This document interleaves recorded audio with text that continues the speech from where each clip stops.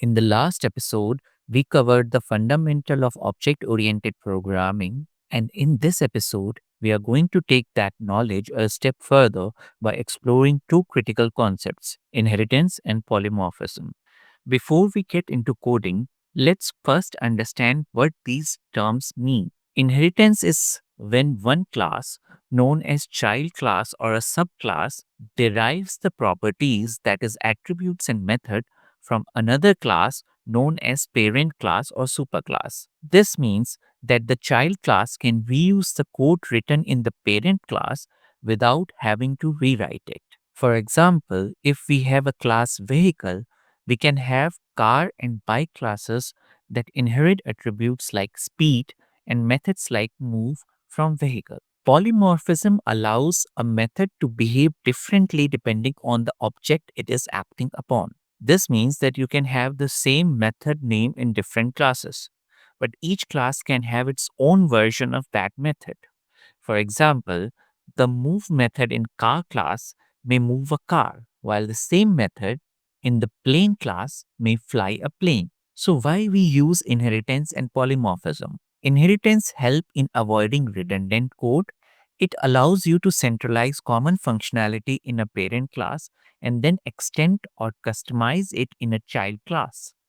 Polymorphism makes your code more flexible because you can interact with different object types using a common interface. It also allows for easy integration and extension in the future. Let's start by defining a parent class called animal and a child class called dog. The dog class will inherit from the animal class, allowing it to use the attributes and methods defined in animal. So first, let's define class animal. This will act as our parent or superclass. Inside this animal class, we'll add or define a double underscore init double underscore method, which is our constructor. This constructor will take self and a name as parameter. We'll assign this name to an instant attribute self.name to store the animal's name. Now let's create a child class dog. To create the class or child class dog, we'll make it inherit from animal by putting animal in the parenthesis like this, semicolon. Now dog can use everything from animal. Let's give the dog its own unique method called bark. This method will return a formatted string saying that the dog name and woof. You'll notice that we haven't added double underscore init double underscore method here. That's because dog automatically gets it from the animal class. Let's test this. I'll create a dog object called dog and give it a name buddy. Since dog inherits from animal, it uses animal's constructor and it can print dog.name. And I'll call print dog.name and also print dog.bark. Now let's run this program. Since dog inherits from animal, it uses animal constructor and I can print dog.name and you will see it prints buddy, and if I call our new dot.bark method, it correctly says buddy says woof. We can access the name attribute directly because it was inherited. Let's enhance our example by adding more functionality to animal class. We'll add a method called eat that all animals can use. Then we'll see how the dog class inherit this method. So let's go back to animal class and add a method eat. Return, I'll use f string, self.name is eating. This method will just return a string saying that animal is eating. Because we have added it to the parent class, any class that inherits from animal will automatically get this method too.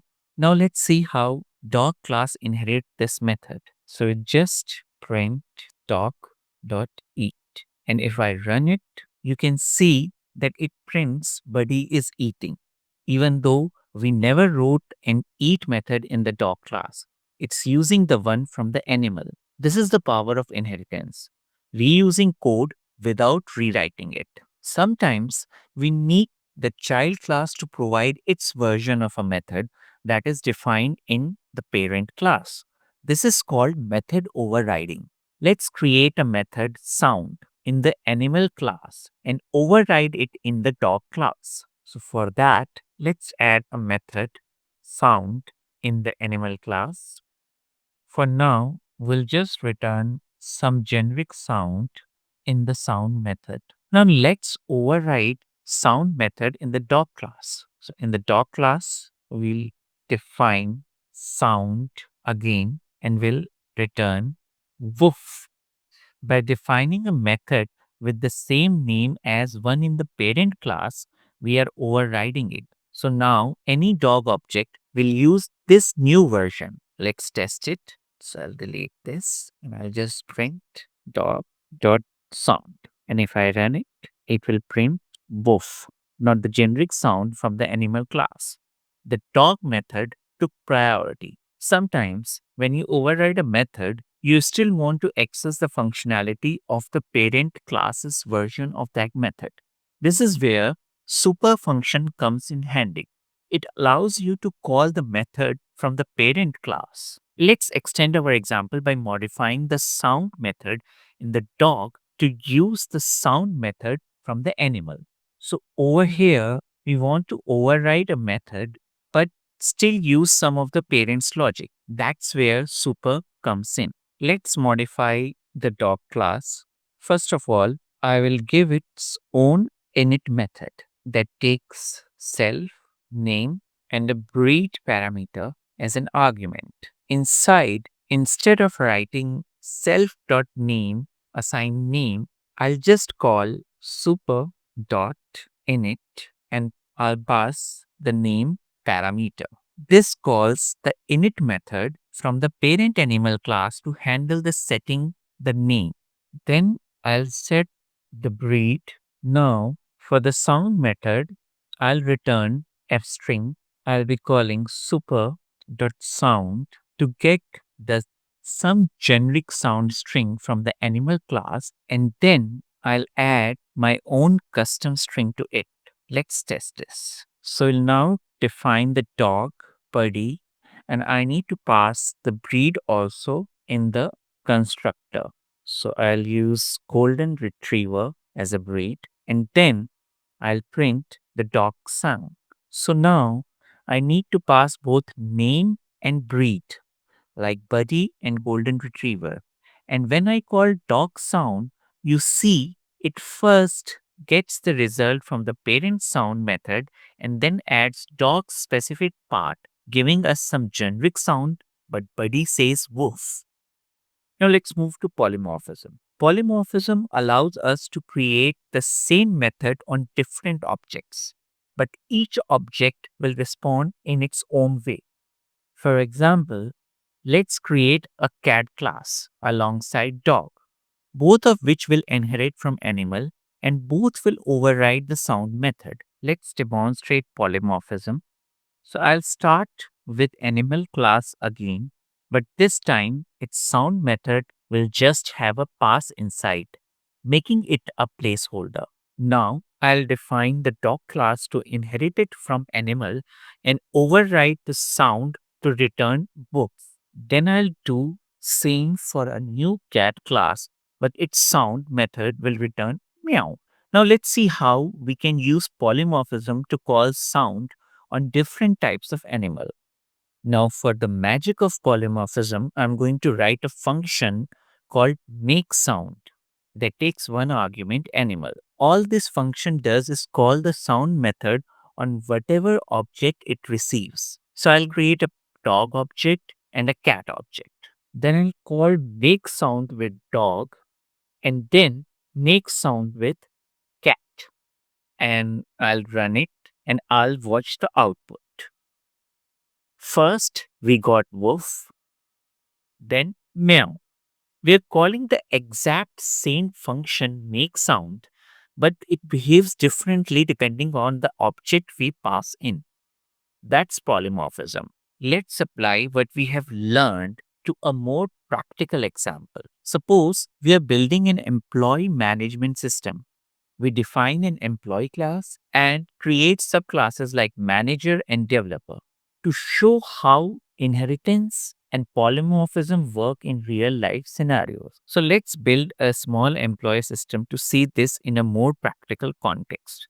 I'll create a base employee class. In the constructor, every employee will have a name and a salary. I'll also add a work method that just return a generic string saying the employee is working. Now let's create manager and developer subclasses, each with their own specific behavior. So now I'll create a manager class that inherits from employee, and in its init constructor, I'll use super to set the name and salary and then add a new attribute department.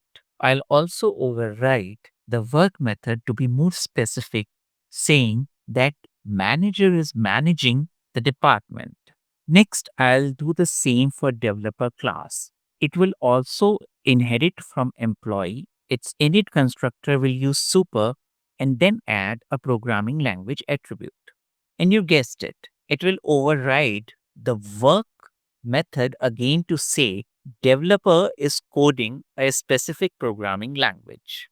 Now let's test the system. So I'll create a manager object named Alice and a developer object named Bob, and then I'll put both of them in the list called employee. Next, I can loop through this list for each employee in employees, and I'll call the work method. And let's look at the output by running it. So when we look at the output, we get specific message for the manager and specific message for the developer. We are calling the same work method on different object in a single loop, and each one does the right thing. That is a perfect example of polymorphism making our code cleaner and more flexible. So, in this episode, we explored the concept of inheritance and polymorphism. I hope this episode has given you a solid understanding of how these two important concepts can be applied in your Python projects. In the next episode, we learn about encapsulation and the property decorator. If you have any questions or feedback, please let me know in the comments below. Thanks for tuning into Sumantra Codes. And if you find this helpful, give it a thumbs up and subscribe for more coding tutorial tips and tech insights. Hit the notification bell too, and let's continue this coding journey together. Stay tuned.